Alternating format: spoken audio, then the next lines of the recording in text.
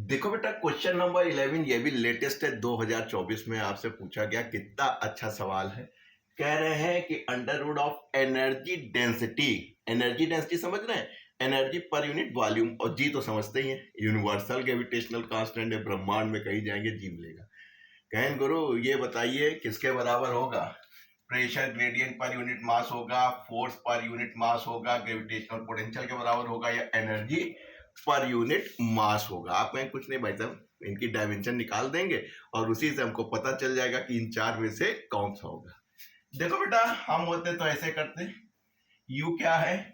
Energy density. Energy की क्या रटाई थी हमने? F into D. डेंसिटी का मतलब क्या हुआ बेटा? वॉल्यूम।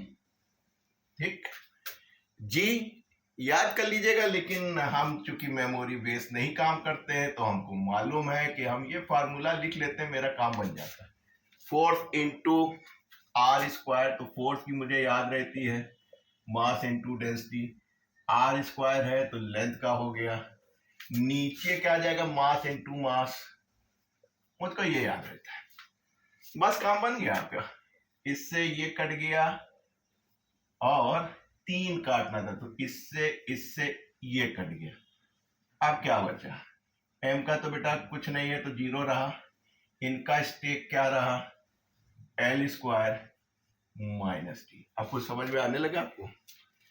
इसको हटा दीजिए तो क्या हो जाएगा? ये 4 है बेटा, t और t।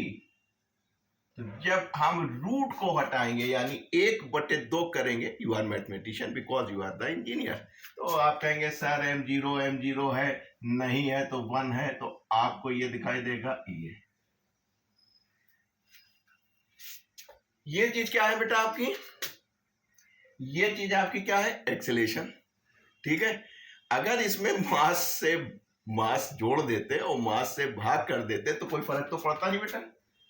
मास से एक्सेलेरेशन में जोड़ देते या डिवाइड कर देते तो कोई फर्क पड़ता नहीं। मास इंटू एक्सेलेरेशन क्या हो जाता बेटा? फोर्स हो जाता है, और आपको मास से डिवाइड कर दिया था तो ये हो गया। यानी कौन सा ऑप्शन सही हुआ? Force per unit mass is the correct option. तो आपको केवल डायमेंशन रखनी थी, उसके बाद देखना था कौन सी फिजिकल क्वांटिटी मिल रही है, और उस फिजिकल क्वांटिटी में अगर हम थोड़ा सा चेंज कर लें तो कौन सा ऑप्शन यहां मिल रहा है, इस बात का ध्यान रखते हैं इस प्रकार के सवालों में।